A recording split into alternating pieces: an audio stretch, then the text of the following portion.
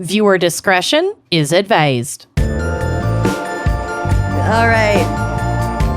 You are listening to Wine and Crime, the podcast where two friends chug wine, chat true crime, and unleash their worst Minnesotan accent.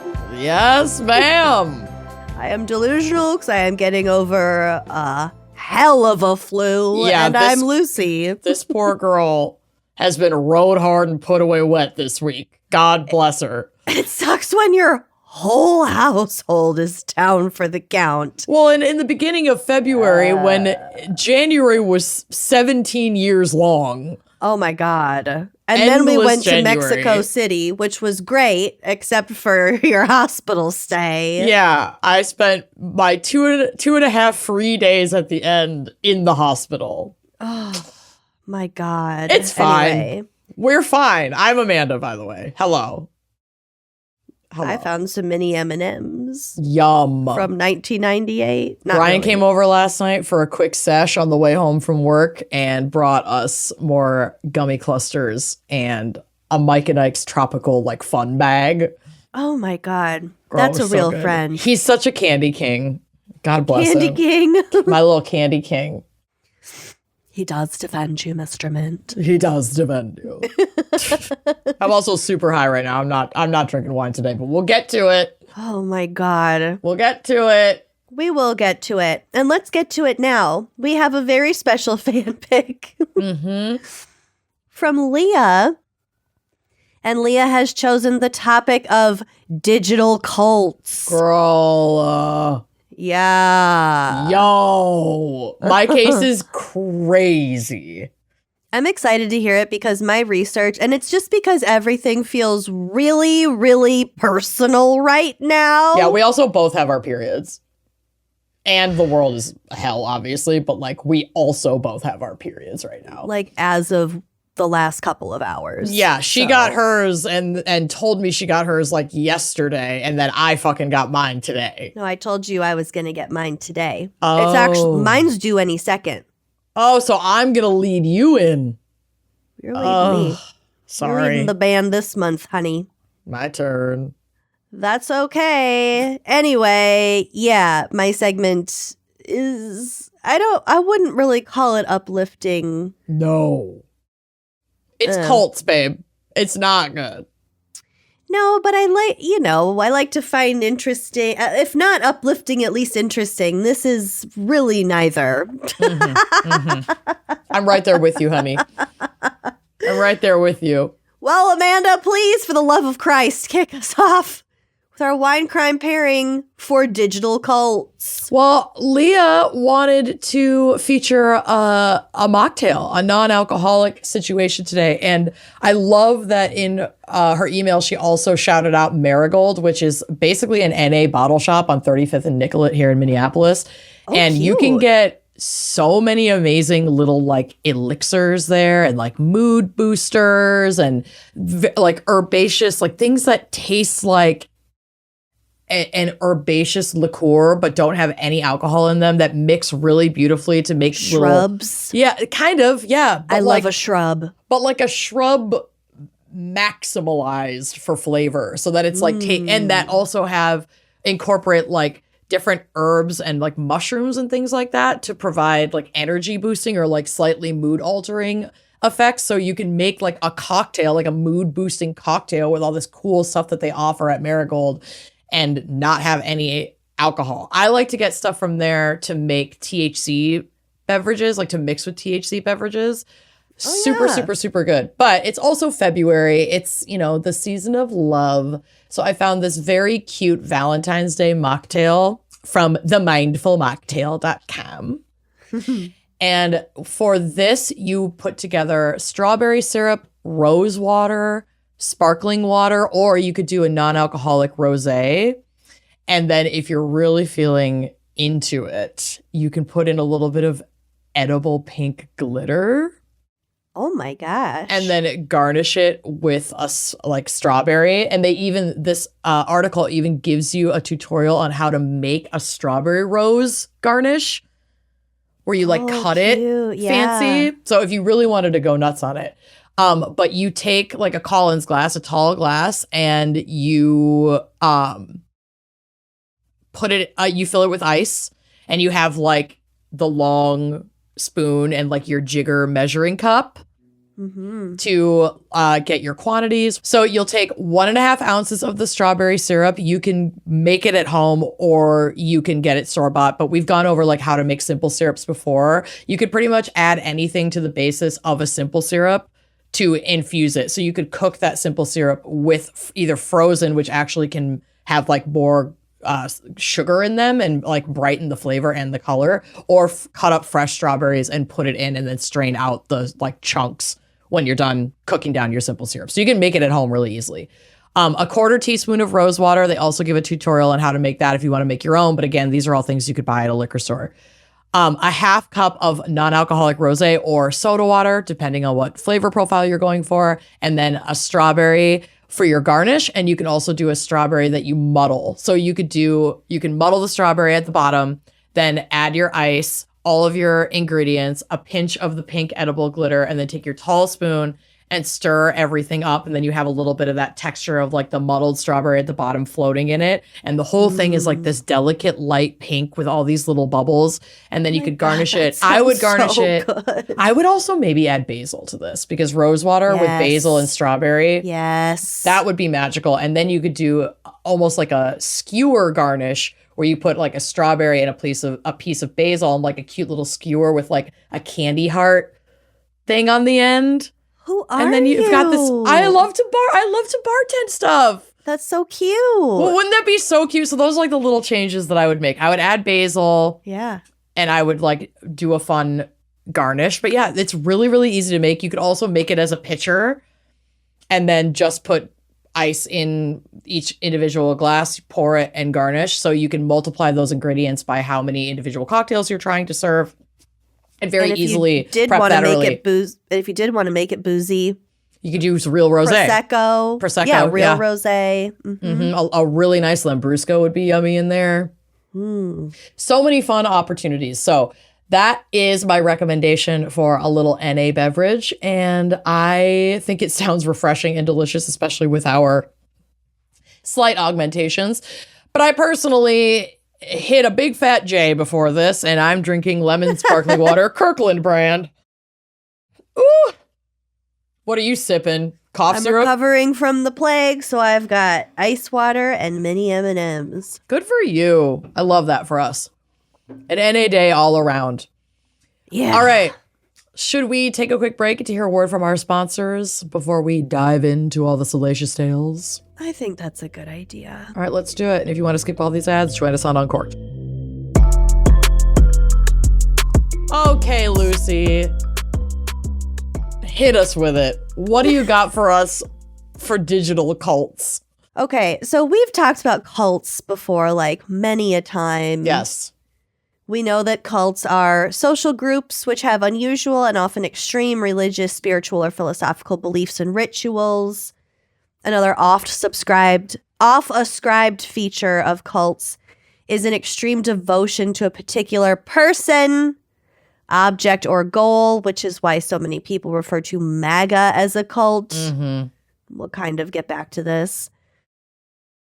The word cult has become pejorative. It didn't originally mean what it means today. And that was largely since the anti-cult movement of the 1970s kind of started in the 70s, which basically it was a religious, I think it was a religious movement, which is basically saying, hey, cults, you have strayed too far from orthodoxy.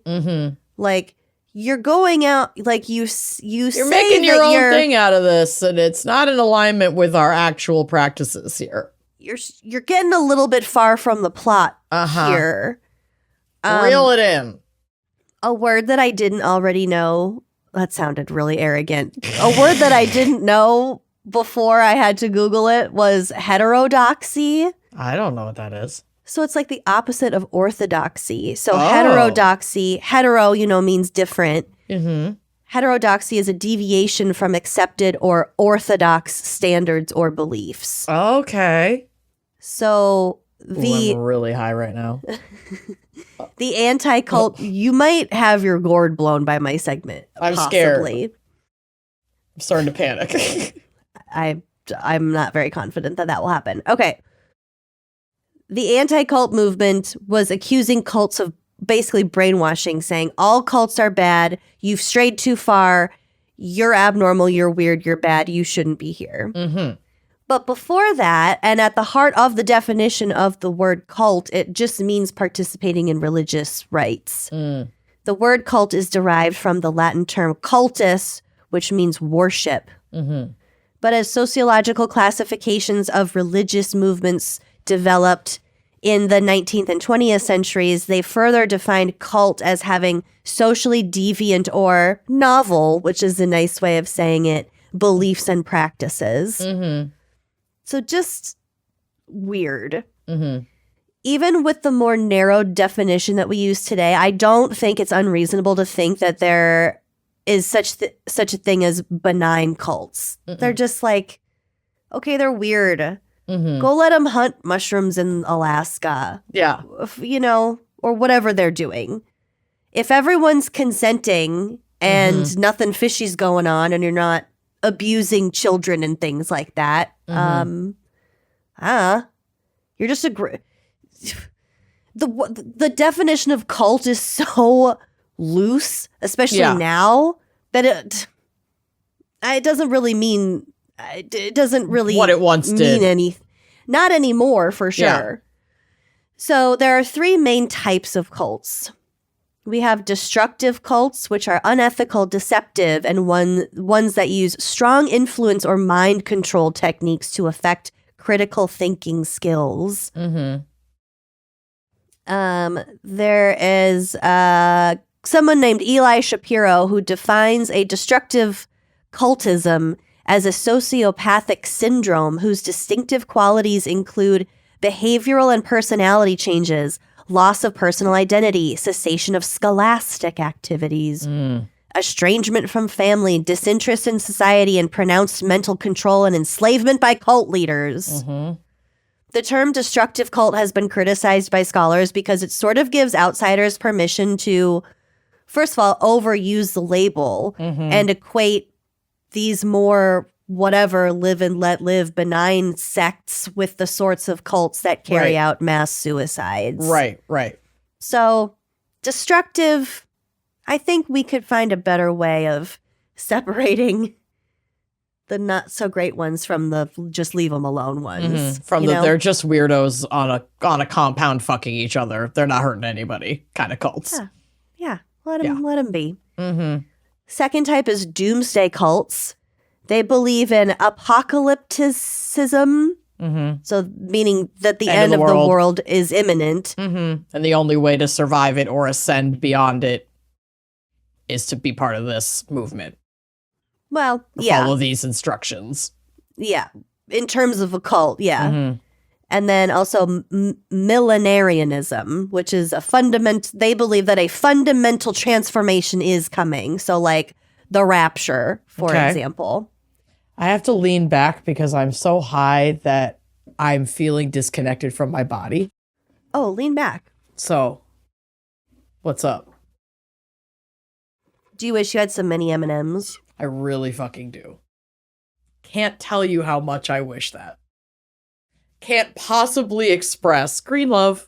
Just imagine this going into your mouth. That's not helpful. Thanks, though.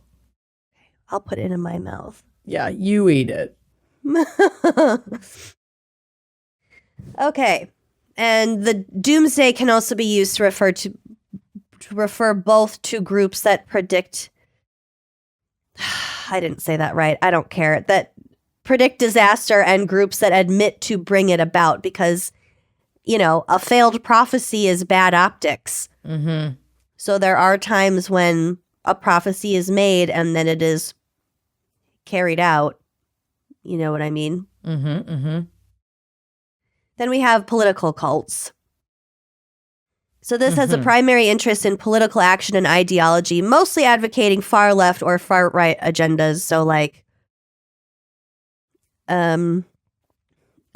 my first thought was like eco-terrorism. You know, that's far left. I wouldn't call it a cult on its own. You know what I mean? This is all shit we've talked about before. Yeah.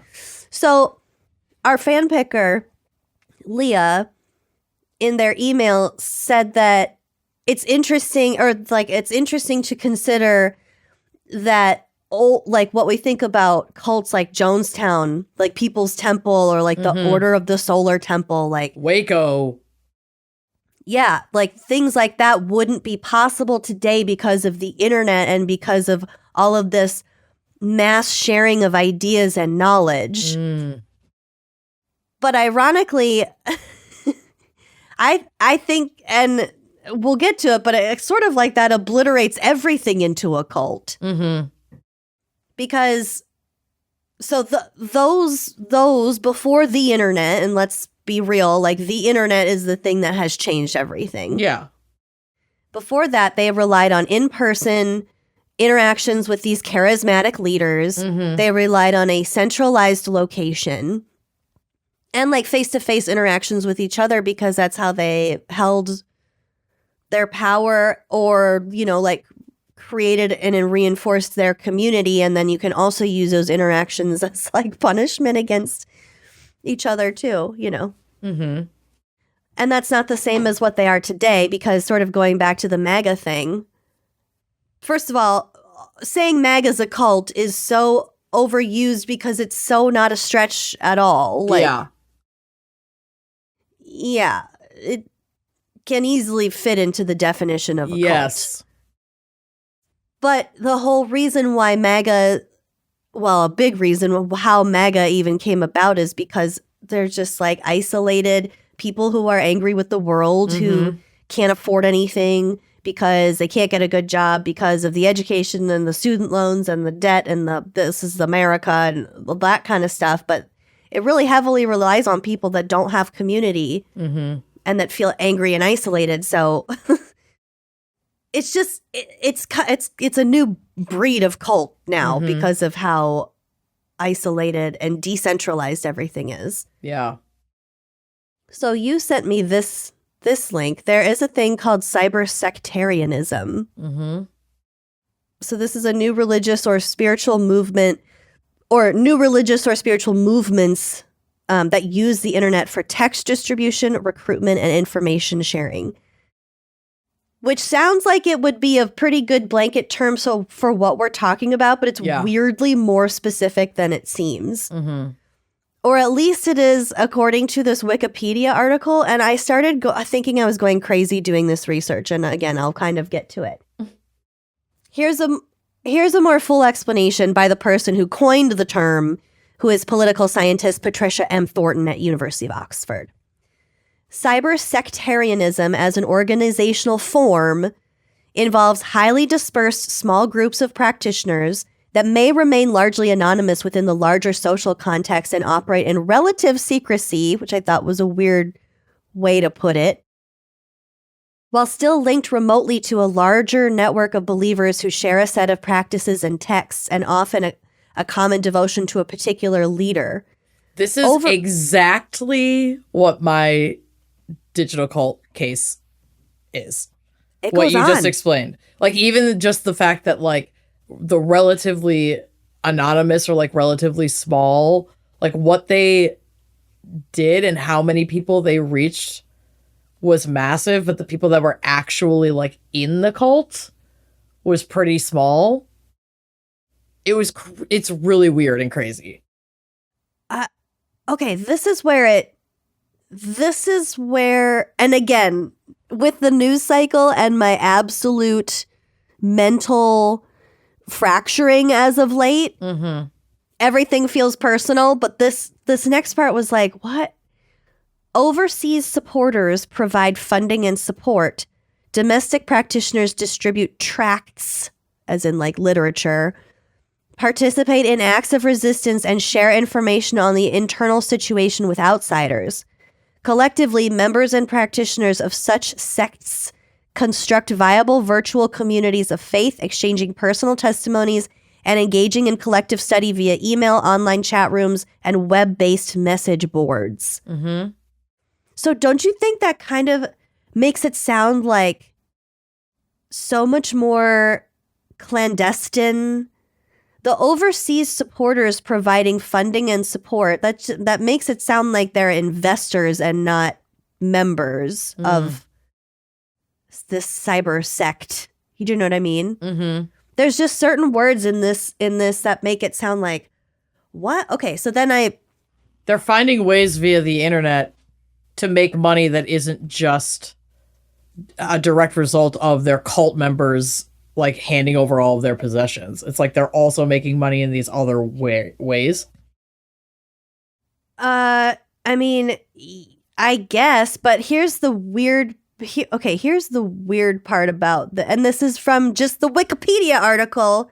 You'd think that it would be very robust about this because you would think that this would encompass like a lot of cults, given that really small definition I read at the beginning. But the Wikipedia article mainly links it to various Chinese like meditation practices that seem relatively harmless. So they have Qigong, which is like this meditation, movement, breathing. It just looks like it's just like a daily. It's a wellness practice. And then they mention Falun Gong, which is maybe not as. That's more culty. Yep. But other new Chinese quote new religious movements that again seem mostly meditation focused, and then it kind of goes off in a weird hard left again. It says cyber sect participants rely upon computer mediated communication or CMC, which is basically just like communicating on the internet. But they don't have like a brick and mortar like a compound. So their compound is like their Facebook group or their Reddit board or 4chan board or whatever. So like they exist only in that physical space, quote unquote, of the internet. Oh, I know. But they have an acronym for it as CMC, and that's used like all across these sources, which I thought was. You mean posting on the internet? Yes, CMC, computer mediated communication. Nerd. In their personal religious or spiritual practice, performing cyber pilgrimages, participating in cyber meditation sessions online, and or cyber evangelism in third-party chat rooms. They'll go into other chat rooms and be like, have you guys heard about this?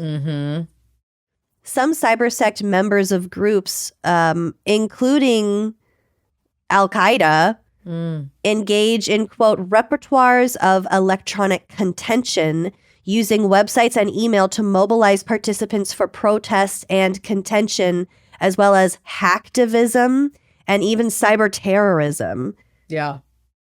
So it also says Sunni and Shia affiliated hackers have attacked and counterattacked hundreds of websites in a vast struggle over cyberspace that has been characterized as an outbreak of cyber sectarianism.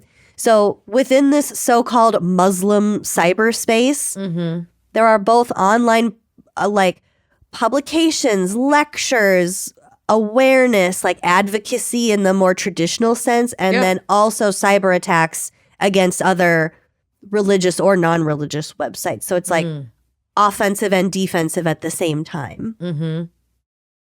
So this, and also it briefly mentions like the Protestants versus Catholics in Northern Ireland sort of doing something similar. It's interesting that this Wikipedia article for cyber sectarianism relates only to some like Chinese internal meditation adjacent examples. And like maybe that is a big enough example because China is the government so tightly controls everything that their threshold for like is it a religion or is it a sect and a cult? Like their tolerance for that is much smaller. That anything going against the norm is automatically a cult and dangerous. Like anything. There's an interesting picture that I have on the drive of just basically like a show. They have a little bulldozer running over a bunch of Falun Gong books. Oh, Jesus. It's just for the photo op. Yeah. There's like 8 people standing around. Mm-hmm. They just got a big steamroller running over some books. Mm-hmm. Someone's going to have to sweep that up later and throw it in the regular garbage. That's crazy. Yeah, but just stuff like that. And then there's a picture of an old guy doing qigong. It's like Tai Chi. Yeah. Yeah. I mean, yeah, you're just meditative you're flowing movement around. practice. You're moving around. Mm-hmm. Oh, I also have this interesting graph. Okay, so there was a guy named Howard Becker. He had basically like a spectrum that went from the church, which was more equilibrium. Yep. And then within that, you have a denomination, which is just more specific. Not everyone fits in. And then beyond that, you have the sect. Okay. And that's more of the protesting side. So the church comes out and is prominent when things are at an equilibrium and things are good. And the cults and the sects come out when they're trying to protest something in the mainstream. These things pop up when there is like a social upheaval. Got it. So that's kind of where his spectrum sort of was. And that's kind of what I was saying, like in China, that continuum would pretty much not exist. If you stepped out of line and you had weird ideas. They shut it down quick. Yeah. Mm-hmm. You don't live here anymore. Okay, so they also had a part again in China. There's a province in northwest China that has a lot of it's a very heavy Uyghur communities up there, and they're Muslim. So there are Muslims in China who I think maybe aren't necessarily Uyghurs, but they're being referred to as cyber separatists. So there's all these different things that they just throw cyber onto the front of because everything fucking happens online now. Yeah. A cyber separatist, a cyber evangelical, going on a cyber pilgrimage. Like, this is fucking crazy. Yeah, it's wild. But it also does recognize that, like, by the very nature of this all being CMC'd, computer-mediated communication, that may on its own present serious challenges to the maintenance of internal coherence and policing of orthodoxy by a central core of leaders. So, like, it's just so fucking slippery now. Yeah. I guess that's my whole point. Oh, that same article argued or cited an argument that Heaven's Gate was maybe the first cyber sect because they did use message their infamous boards. Website. Still on today. Yeah. Their mass suicide was in 97. Yeah. So as Early you can internet. imagine, their website is It's like an Angel beautiful. Fire website. It's incredible. Yeah. It was high tech for 97. Big time. Okay, so here's where I get to sort of vent a little bit of my frustrations from all my notes. I really was trying to search cults in the digital age, evolution of cults, things like that, which you would think would have a ton of hits. Because clearly, you just using your brain, you understand how things have changed, how cults develop and practice now that no one leaves their house. And there were so many like op-eds or self-published or like from a pro-Mormon website. Like I was having serious issues finding reliable sources that weren't from 1967. You and me both, kid. I actually mentioned that at the top of my notes that like It's odd. piecing together this story was a challenge because there was like one Medium article about it. One article from AV Behind Club. a paywall. Yeah, exactly. And then I watched a bunch of YouTube videos about it and like read some forums. And then, yeah, there wasn't like mainstream media about the specific online cult that I'm going to talk about. What? And that was surprising to you too? Yeah, very. I was Yeah, like, how's okay. everyone not talking about this? Like, this is nuts.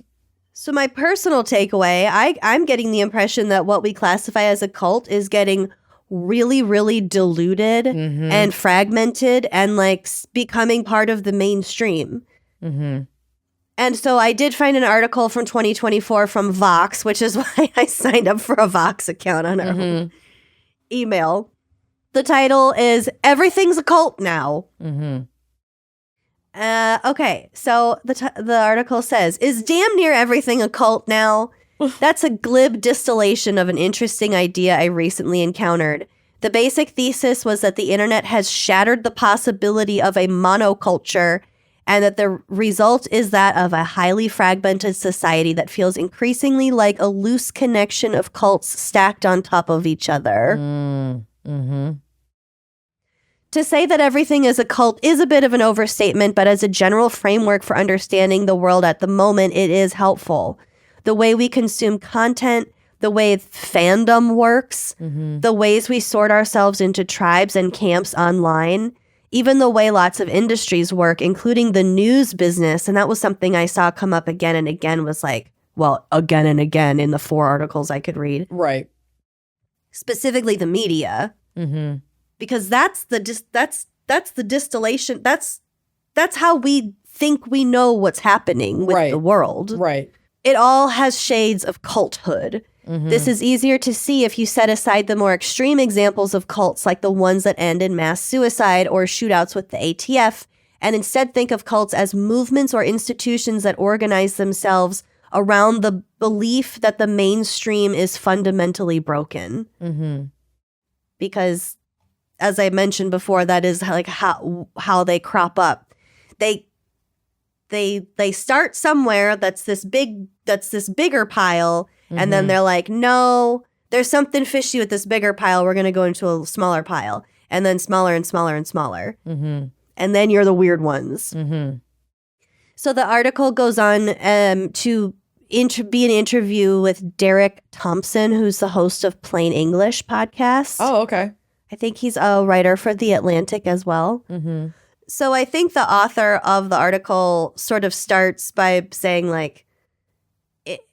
is everything a cult now? Like, how did we get here? So Derek's answer is, so you can start with the late 19th century, when the concept of a national reality was first possible, at least in America. You had technologies like the telephone and the telegraph that allowed newspapers to share information and report on information that truly was national. It allowed information to travel much faster than it had ever traveled before. And so suddenly in the late 19th century, we had the possibility of a national and even international real-time shared reality. And that shared reality might have come to its fullest expression in the middle of the 20th century with the rise of television technology. You had just a handful of channels that were reaching tens of millions of people. At the same time, you also had the rise of national newspapers and maybe the apogee of national newspapers in terms of their ability to monopolize local advertising revenue and become enormous machines for getting tens of millions of Americans to read about a shared reality. Dude, it's mind control. Yeah, but yes. Yes, Girl, but I know I've been crashing out about the Epstein files, and now I'm just like a full-blown conspiracy theorist because the more Honey, of these me too. friggin' Epstein files I read, the more I'm like, oh my god, that we cast off as the ramblings of a lunatic is true. Yeah. And now my mind is just breaking into a million pieces. Yeah. So yeah, they're mind controlling us with TV and the internet and the news. Of course they are. Complacency to allow the machine to keep rolling over us. We're not talking about propaganda right now. We're talking about the monoculture. Whether it's right or wrong, and I'll also share with you something that I didn't put in my notes that he said later in his interview that will make you feel better about it.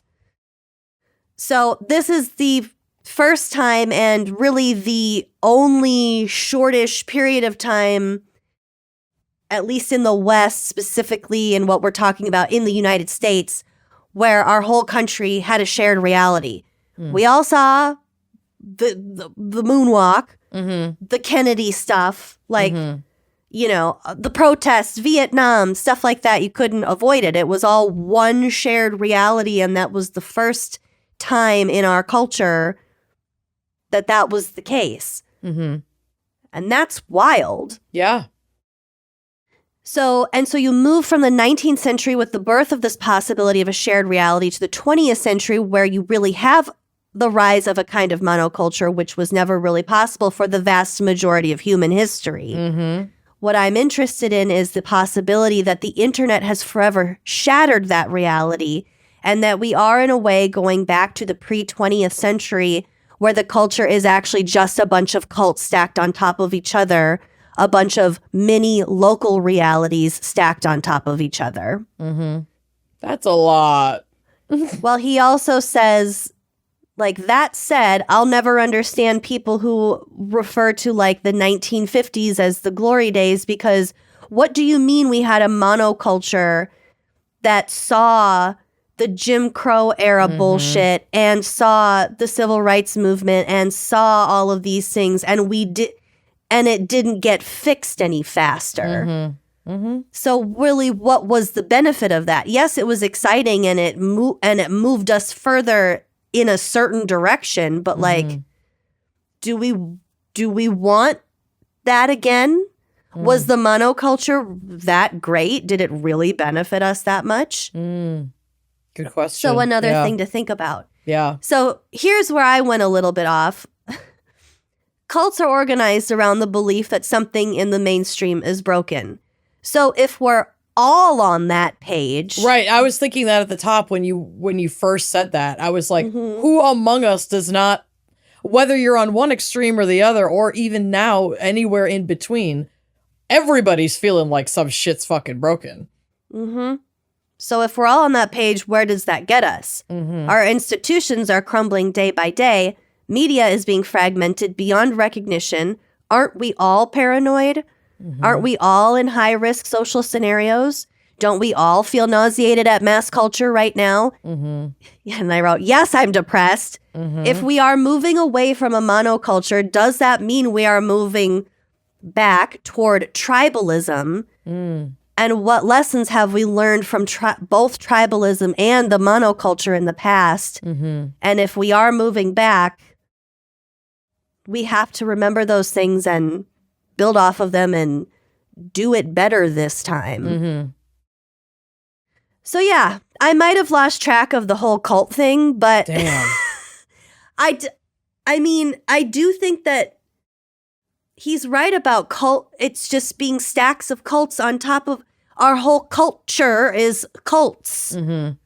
It's just a big pile of them, and you know, your algorithm determines what cults you're in. And also, like, the problematic result of everything being considered a cult then deteriorates, like you said, weakens the word cult, and then it can just be thrown around at anything, which is like part of the problem in my case, which we're about to get to,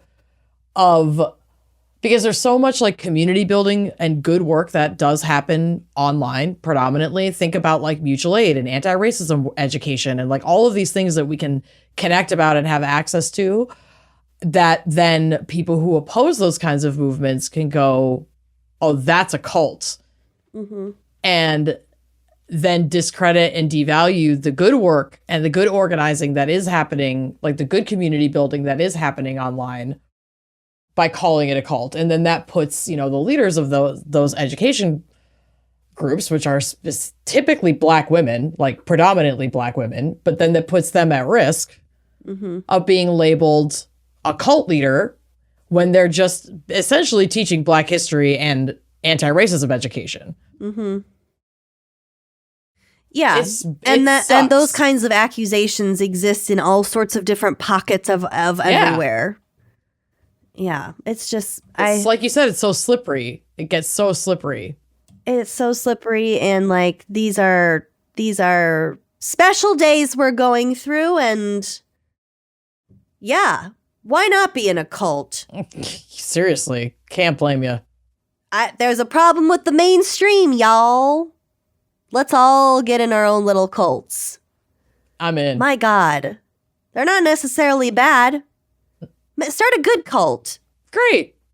We'll get on that. The wine coven's on it. Yeah. I can't put anything else on my plate right now. I'll join your cult, though. Great. Send me Come the on invite. I'll make a Canva graphic to invite everybody to the cult. An evite. All right, let's take a quick break to hear another word from our sponsors and then come back to get to my case. I'm so high I can barely read, and this is a little convoluted. So just try to stick with me here and We're killing it. try not to ask today. too many complicated questions, because here we go. Picture this. You're an Okay. aspiring musician, entering college, pursuing a music degree. You're like 17, 18 years old. You're playing shows. You're finally finding your audience. Oh my God, this sounds exhausting. Could you imagine being 18? No. Now imagine that just a There's few so much years. to do. It's too much to do. Now imagine that just a few years later, you are living in a car and Okay. selling your body to fund the lifestyle of a general in an intergalactic army. Yeah. I can put myself in these shoes. I hope you don't have to. So for those who are familiar with this, you are correct. We're diving into DayLife Army today. And if you are like me and you had not heard of this, you are not alone. Kind of like Lucy and I already said, there's like Reddit threads and YouTube videos and podcasts about this.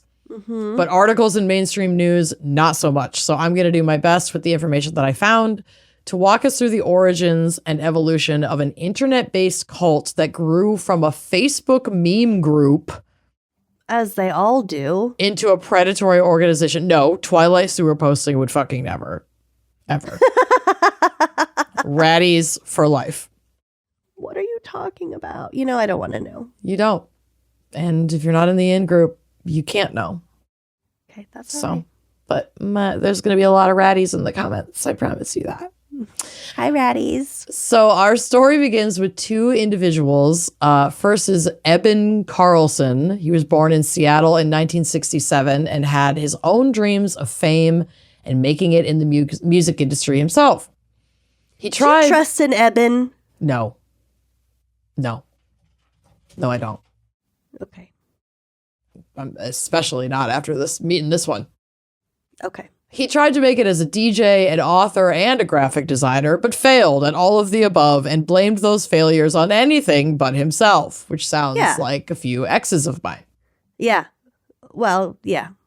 He Yeah, started you're right. looking- Ebens suck. Yeah. Hashtag yes, all Ebens. Ebens make bad boyfriends.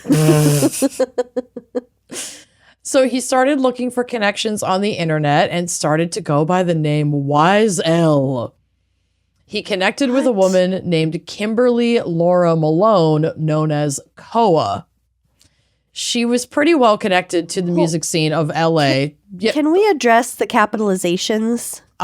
these are their names. They're Wiz Wise L, L. WIZ dash capital E capital L. Mm-hmm. And then Koa is capital K lowercase o capital A. Yep. Like MOA. Kinda, yeah. I'm just wondering. Okay. These They're- were just they're- his. they're like this screen was the names. screen name. Yeah, but then that became the names that they used as cult leaders. Okay. So he connects with a woman named Kimberly Laura Malone, known as Koa. She was pretty well connected to the music scene in Los Angeles, with one brother working as a successful DJ and another brother in the popular indie band TV on the Radio. Oh. So when Eben meets Kimberly, he's like, oh, she's like connected in the industry. I'm going to I'm going to form a relationship with her to further my career. Yeah. Little did we know their combined career would become cult leaders, but that's where this is going. Got it.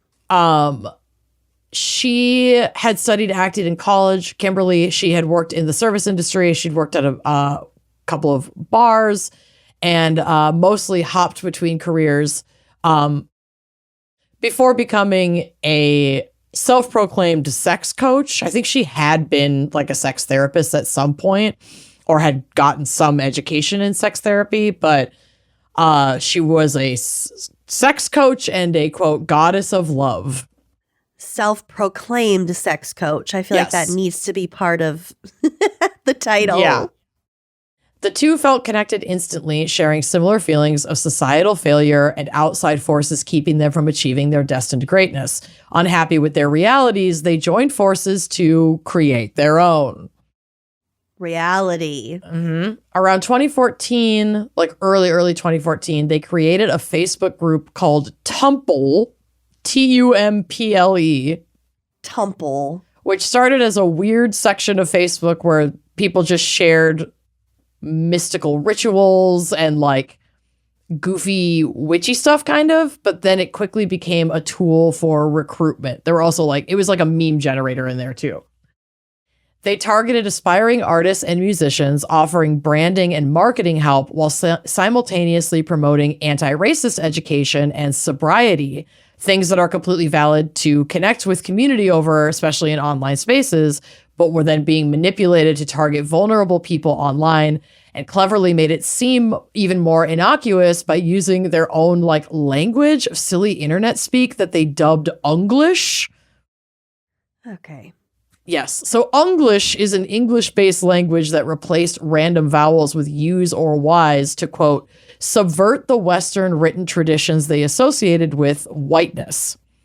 So it is worth pointing out here that Eben is a white man, an older, not old, but like an older white man, and Kimberly is a younger black woman. Okay.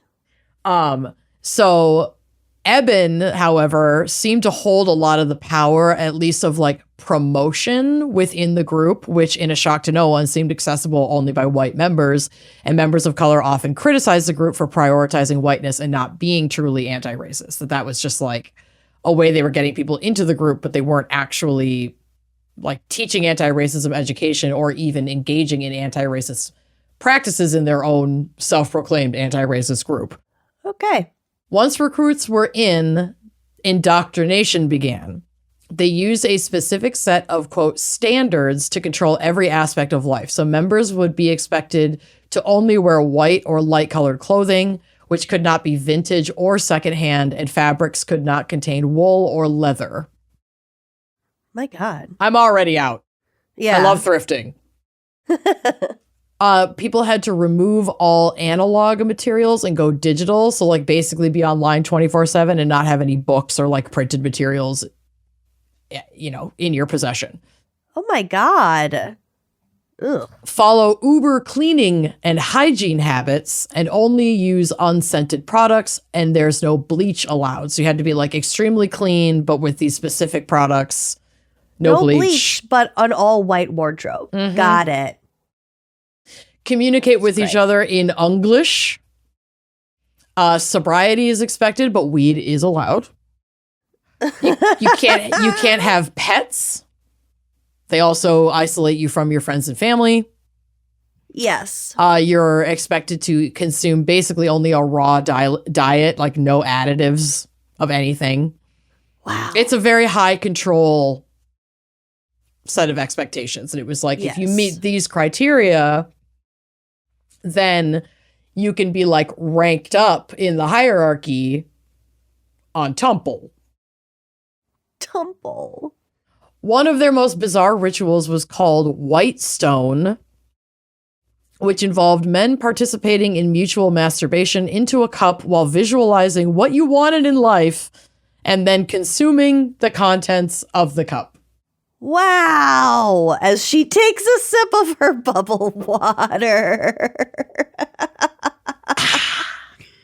Oh no.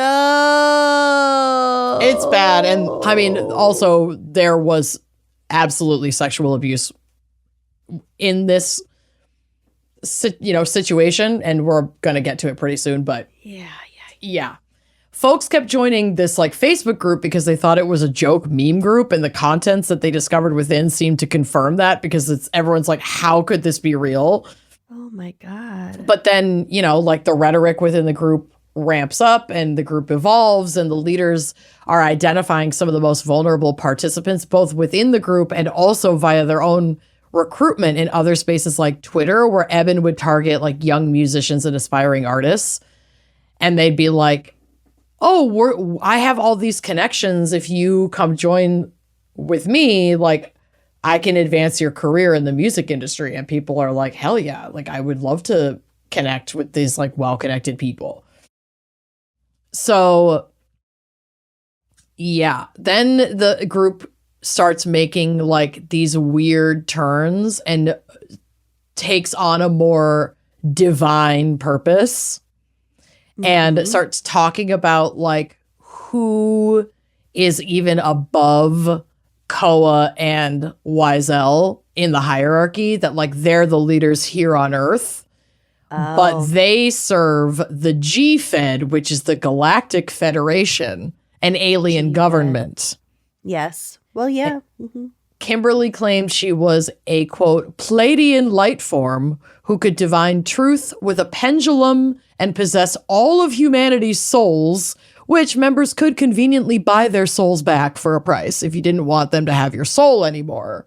Kimberly would sell it back to you. I couldn't find the exact numbers, but she charged all kinds of crazy shit. Probably several hundreds of dollars. For everyone. What if your soul was like $25? Well, what do the Catholics pay? Isn't that part of like tithing and shit? Yeah, it's supposed to be 10% of your income or something. Yeah, so a lot of money. Yeah, I guess. They taught that society was a pain matrix of exploitation, and they were the pleasure soldiers of the pleasure matrix, where one must put wants above needs. Ah, that's the way to do it. So it's basically like, do they allow kids in this group? I don't think so. But okay. I mean, they were recruiting people that were young. We're about to get to like their first recruit who was 18, but that's still a kid in my opinion. Yeah. But so basically all the things that you were talking about, where it's like, here are these vulnerable people who are struggling and don't really understand why they're struggling and want to have something to blame it on. And then this group shows up and goes, yeah, like everything that you have ever struggled with is part of this pain matrix that society is like, it's ruining the world. Yeah. And we can save it is fucked up. It's not just you. And we can save the world as the pleasure soldiers who follow this way of life. And then we can access the pleasure matrix, and all of that pain goes away. Every struggle, like everything your heart desires can become yours, basically. So that seems pretty enticing to a young and impressionable and vulnerable person. Mm-hmm. And unfortunately, and me. And unfortunately, like the human cost of this kind of cult is devastating. So this is the story of Matthew, who chose not to disclose his last name to the public. He was the Day Army or DayLife Army. We'll get to that. Cult's first official member. He joined at the end of 2013. He was 18 when he was recruited. He was bombarded with flattery, constructive criticism, and the promise of success in his aspiring music career. And like he was in college when they recruited him. Like he was going to school to be a musician.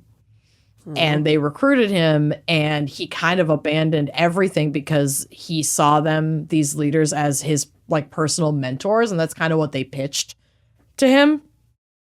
And then they were flattering this young kid, and they invited him to this like new penthouse that they had gotten in Chicago for their first in-person meeting.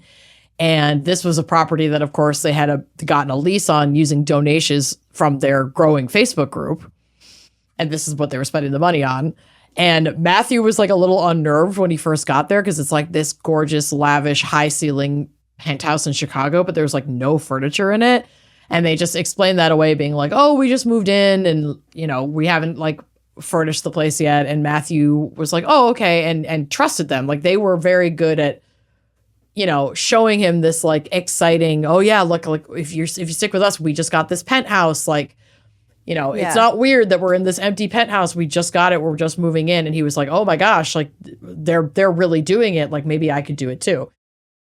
So they did not have this penthouse for long because it was too expensive and they spent through the money like crazy. If you could just only imagine. I could have guessed, yeah. But over time, Matthew gave up all of his possessions and worked essentially for them directly without pay, while being charged $480 a month for specialist training for the DayLife Army. What's DayLife? DayLife is they basically shifted from, we're about to get to it. They shifted from Temple because it's like Girl Temple to DayLife Army. Teletubby. Yeah. So the cult gained about 50 paying members via Facebook before launching a separate Temple website that had a monthly subscription service providing access to private groups and classes. This evolved into a 7-tiered pay-to-access system. It's basically Patreon, but like for an insidious purpose, where the higher the tier. I just got so many ideas for Uncorked. I know, right? We need 17 tiers. We need 17 tiers, and the higher the tier you're subscribed to, the more, quote, divine documents and teachings that you could unlock. And at the highest tier, I'll sell you your soul back. Yeah, pretty much. Eventually, they changed the name from Temple to DayLife, allegedly at the demand of the Galactic Federation alien army that the leaders served. Yeah, even the aliens know Temple is a horrible name. Kimberly wore a pendulum that she claimed was a direct communication device from the Alien Council. The council called them to rally their pleasure soldiers to escape the pain matrix, which they would equate the pain matrix in the context of like what they said their value system was, which was like giving up your earthly possessions and being anti-racist. So they would associate like things like racism and capitalism to the pain matrix, which is like so frustrating because yes, racism and capitalism are evil systems that are ruining people's lives and cutting off people's access to success. And that's a real systematic thing that is happening. Don't make a cult, like an actual cult out of it. So to escape the pain matrix and save the world, followers had to hand over all of their material possessions, give their money to Koa and Wiesel, break from their communities, and serve the Galactic Federation. Well, yeah. Only 12 members gave enough to be promoted to the most devout stage, a high position of power within the cult. What do they call it? The Gal Fed? Yeah. I just liked their short term for G-Fed. G-Fed. The G-Fed. So for completing tasks required of these higher-ups, like recruiting new members, it was basically an MLM. It was like, okay, to get to the next level, you have to recruit 5 people. So that was part of it. They also would have to level up, they would have to perform sexual rituals like the masturbation cup situation. Yeah. And in exchange for completing these tasks, members would receive tomb credits that had TOMB.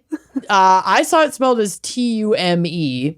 Oh my god, it's probably in English.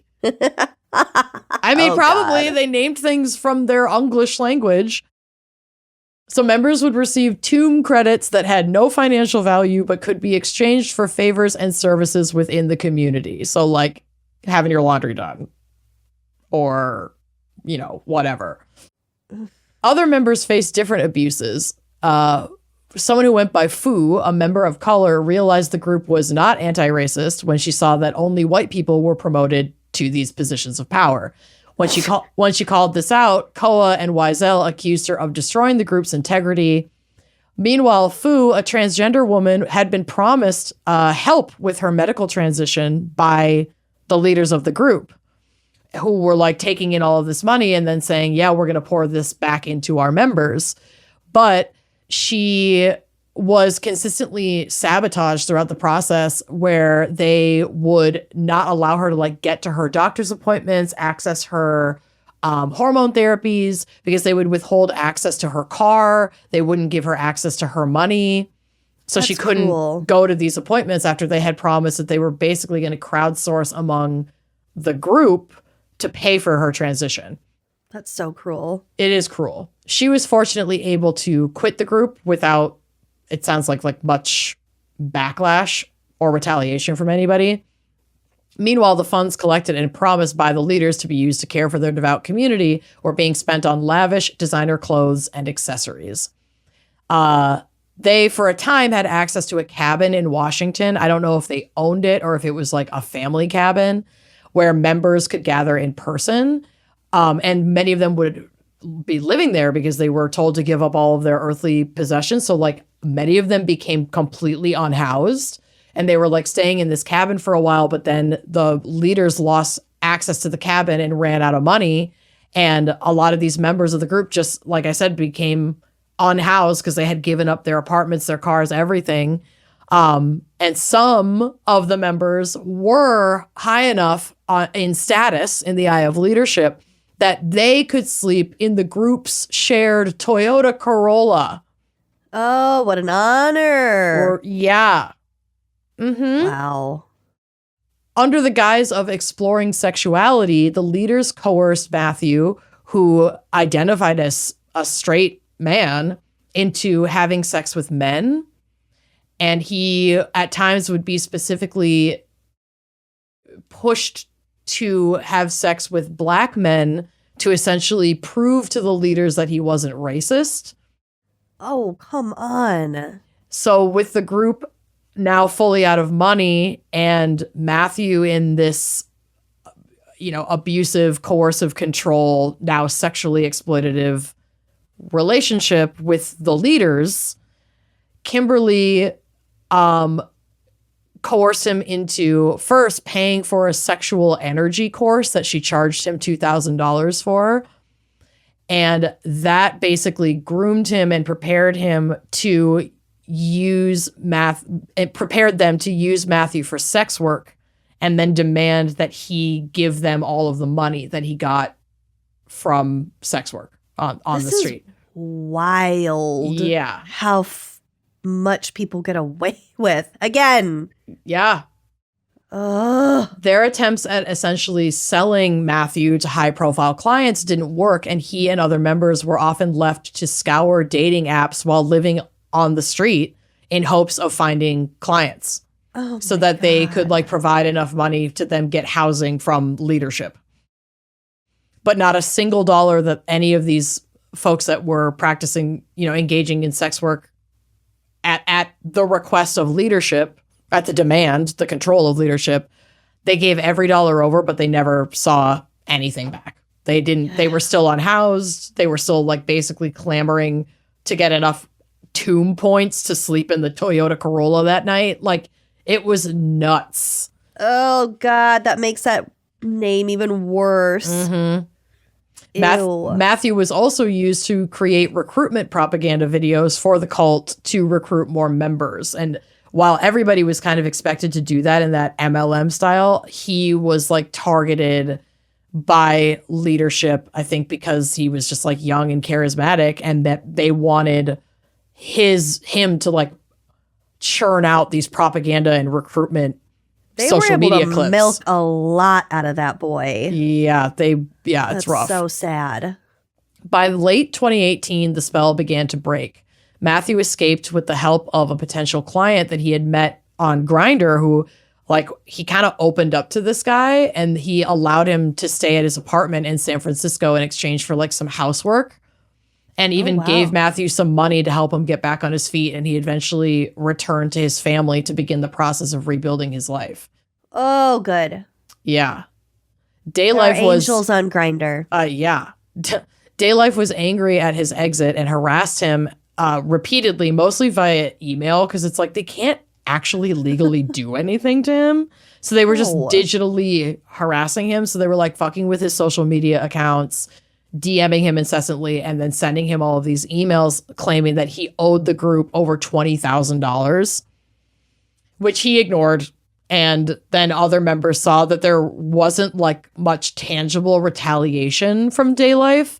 And they saw that like, oh, Matthew left and all they really did was like yell at him for money that he never paid. Okay. Via email. Yeah, I'm going to go. So a bunch of people followed his lead and realized that the leaders were driven by, quote, unchecked narcissism rather than a desire to help humanity. Wow. Today, ex-members are using social media, the very tool that recruited them, to warn other people about this group. One former follower started an Instagram account called Pain Matrix. I did put a screenshot of it on the drive.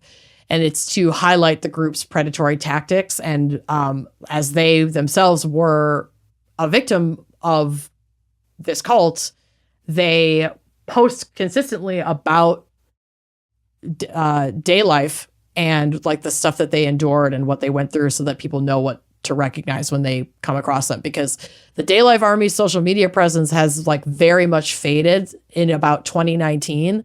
But they do remain active in obscure corners of the internet. I don't think charges have been like filed against anybody.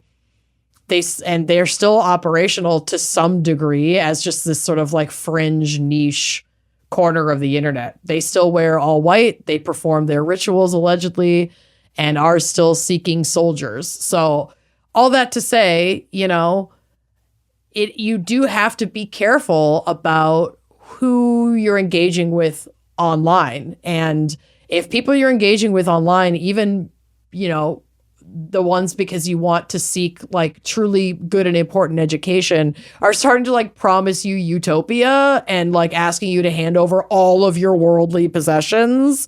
Yeah. Like the red flags are there. And that's very different from, you know, people like myself who exist and pay to be in online spaces for like anti-racism education and other coaching from professionals who like, it's not the same fucking thing. So people calling everything a cult is damaging in that way. And I think that is important to name. And DayLife is a fucking cult that did a lot of real tangible harm to people, including sexual abuse and grooming. You know, it's like you do have to be careful about these like fringe internet spaces that offer you an answer for every problem under this, amalgous thing. This is the enemy now, and here's how we beat it. It's just like, it's tough. You just got to be careful. Literally, if you're like losing all your friends, your family, you can't have pets. People are controlling what you eat. People are controlling every dime that comes in and out. They're controlling what you do, where you go. Like, that's a fucking cult. Yeah. Yeah. It's just, and people are so impressionable. And like you said, it's like some of the most vulnerable. And one of the things that is so fucked up about the internet and like why we have MAGA now to where it is because of that like isolation, feeling like everything is against you energy. And then everything they really meet each other against online. You. But not for the reasons you think. Not because of black people and immigrants. No. I promise you that's not fucking why. Nope. Your feelings are valid, but you gotta be a little bit more critical. Yes. About why it's valid, why it is happening, and why your paranoia often is justified. That's what this Epstein. I've been spiraling all day about this fucking Epstein shit. Dude, I know. Like, I don't know if this was a great topic to cover this week, or I know. Maybe the worst. But like all of the threads of systems that desensitized us and made us look directly at the problem, but they framed it as a joke so that we would think would cast it off as a conspiracy. About it. It's like all of the systems at play to manipulate us on a fucking global scale. Watching those systems crack before our very eyes in ways that I know as a privileged white person I had not seen before. I had only had glimpses of or read about. But this is a wild situation. Epstein touches like everything. Everything. Including your beloved Princess Stephanie. Did you watch that video I sent you? I'm not ready. It's not blaming her at all. The person who made the video is like, and she was friends with Princess Stephanie. We're not talking shit about Princess Stephanie. Okay. Because truly, it's like all of these European royal families are like, ooh. the Princess Diana theory, fully believe it. What's the Princess Diana theory? That she had discovered that Prince Andrew was in cahoots with Jeffrey Epstein, and they were worried that she was going to spill the beans about it and put a dark cloud on the royal family, and they had her killed. About fucking time. God, the royal family. There's been chatter about conspiracy around her death since it happened, but this makes perfect sense to me. I'm like, of course I believe that. Mm-hmm. The Jean Bonnet of it all? Of course I believe that. Of course I believe that. The Jean Bonnet of it all. Mm-hmm. Madeleine McCann. Yep. It's wild. Why wouldn't we believe it? It's wild. Oh, I've got chills. I can't. I gotta go. I need to go throw up. Yep. Love y'all. This was great. It's been a pleasure. I have to go. Leah, thank you. You may have broken us. It wasn't you, Leah. It was not you, Leah. It was not you. It was not you. And we are not broken. You. We are not broken. We're just scared. I'm cracked. I'm chipped. We're chipped. But we're not leaking yet. We are still functional. Well, one of us is leaking. One of us is about to start leaking. Oh my God. I am actively leaking as we speak. Okay. Well, glad we clarified that. We love all of you. Thank you so much for listening. Please join us on Uncorked. Oh my God. I don't know. Bye-bye. See you next week, probably. Like what you see? Check out more episodes and become a member to unlock exclusive content. Yeah, don't forget to like, comment, and subscribe. Bye.